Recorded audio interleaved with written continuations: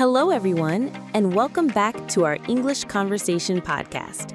I'm Emma, and today, James and I are going to practice a very important everyday conversation: how to ask for directions when you are in a new place or city. Hi everyone, I'm James.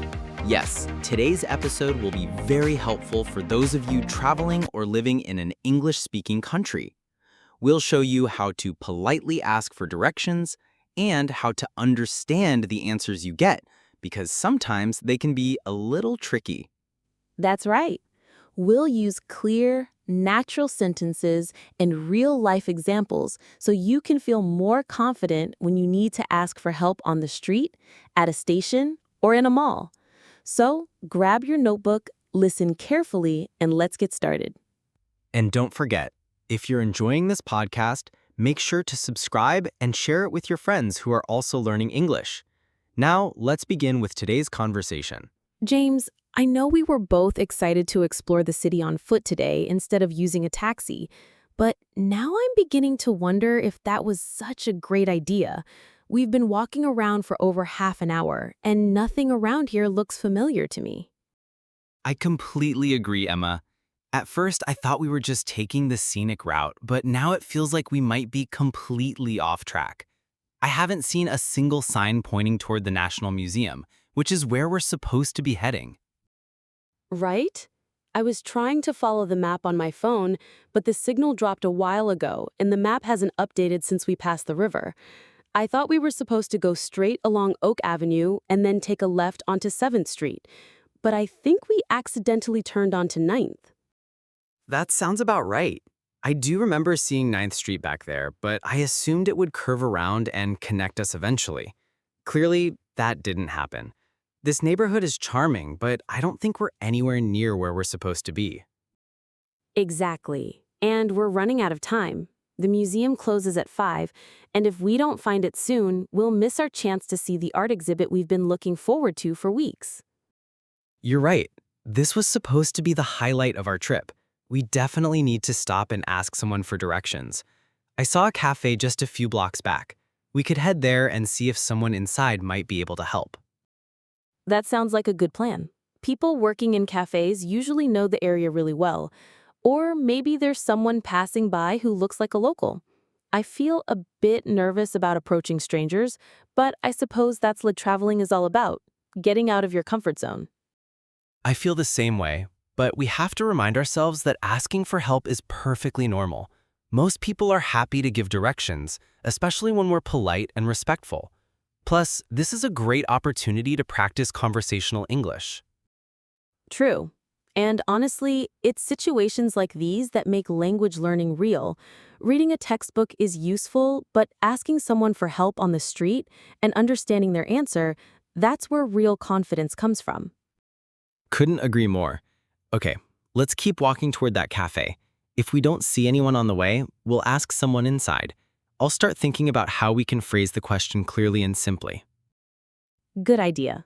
Something like, "Excuse me, could you please tell us how to get to the National Museum?" And maybe we should show the address just in case they don't recognize the name.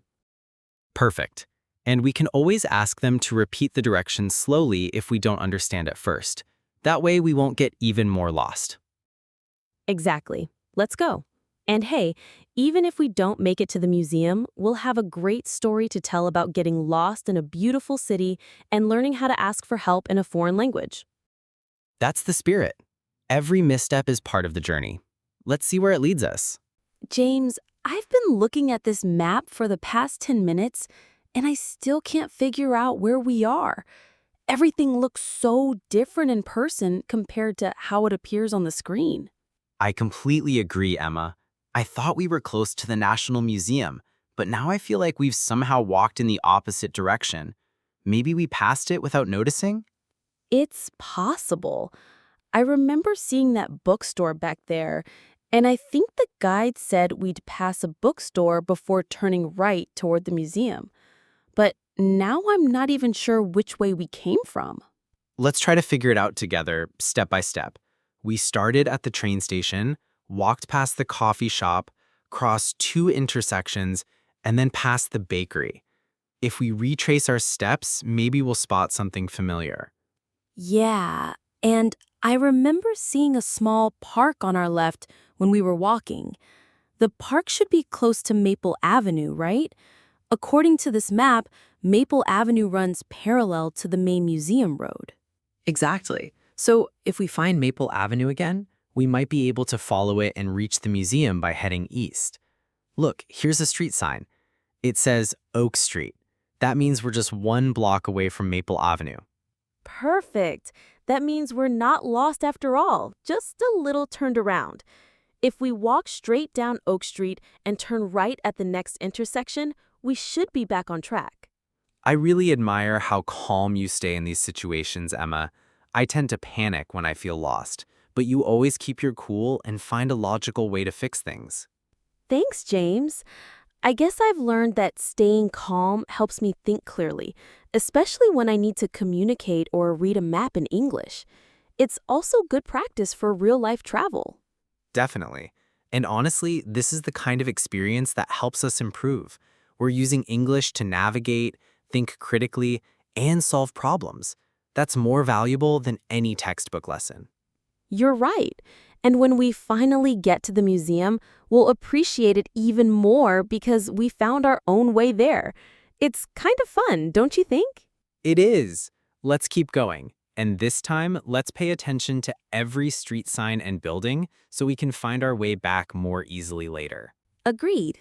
Adventure with the plan, my favorite kind. Emma, look over there. Do you see that big stone building with the arched entrance and flags hanging outside? I'm pretty sure that's the National Museum. It looks exactly like the photo on the brochure we picked up at the hotel. Yes, you're right. And there's the garden area the guide mentioned, just in front of the main entrance.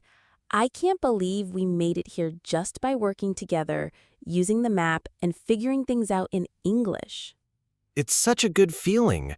Even though we weren't sure about the directions earlier, we managed to talk through it step by step, and that really helped me feel more confident using English in a practical situation.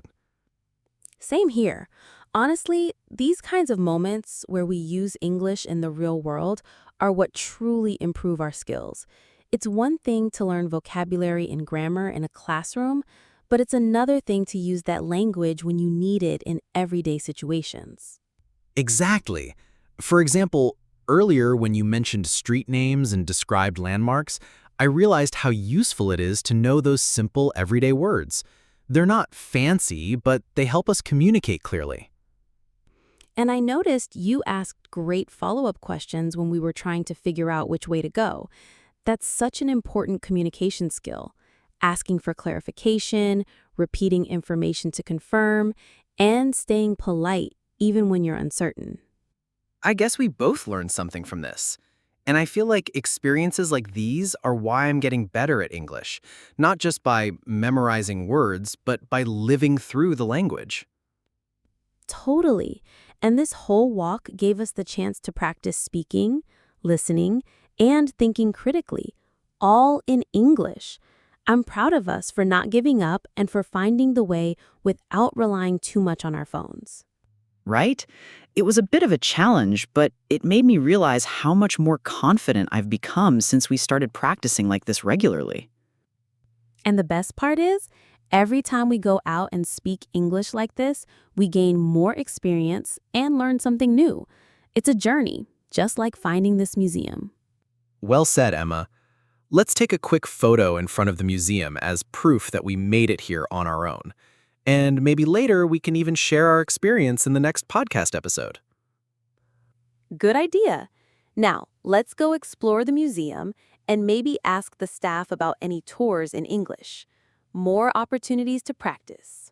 Wow, the inside of this museum is even more beautiful than I expected.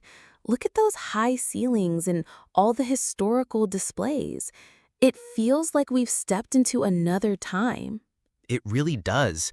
And you know what I noticed immediately? All the signs and exhibition descriptions are written in both the local language and English. That's so helpful for visitors like us. Absolutely. It makes navigating through the exhibits much easier. Still, I think it would be a good idea to stop by the information desk and ask if they offer any guided tours or audio guides in English. Agreed. It's also a great opportunity to practice speaking clearly and politely in a more formal setting. Let's go say hi. Hello, good afternoon. We're visiting from abroad, and we were wondering if there are any guided tours available in English, or maybe audio guides we could use during our visit. Good afternoon and welcome. Yes, we do offer audio guides in English. You can borrow one at the kiosk just behind this desk. Also, we'll be starting an English language guided tour at 2:30 p.m. this afternoon, if you'd like to join. Of course. The tour usually takes about 45 minutes to an hour, depending on how many questions the group has. You'll get a nice overview of the main exhibits. That sounds wonderful. We'll definitely join the tour. Thank you again for the information. See, moments like that remind me how important it is to speak clearly, listen carefully, and use polite expressions when communicating in public places. Exactly. Phrases like "we were wondering if" or "could you tell us if" are so useful when you want to sound respectful and professional in English. It's not just about what you say, it's how you say it. And I've learned that even if I don't understand everything the first time, I can always ask politely for something to be repeated or explained. People are usually very understanding. Yes, and the more we practice this in real-life situations, the more confident and natural we become. I'm so glad we came here. It's been a great learning experience already. Me too. Let's grab those audio guides and maybe take a quick look at the gift shop before the tour starts. I'd love to find a small souvenir to remember this visit. Great idea, James. And while we wait, maybe we can review a few useful phrases we used today for our listeners to remember and try themselves.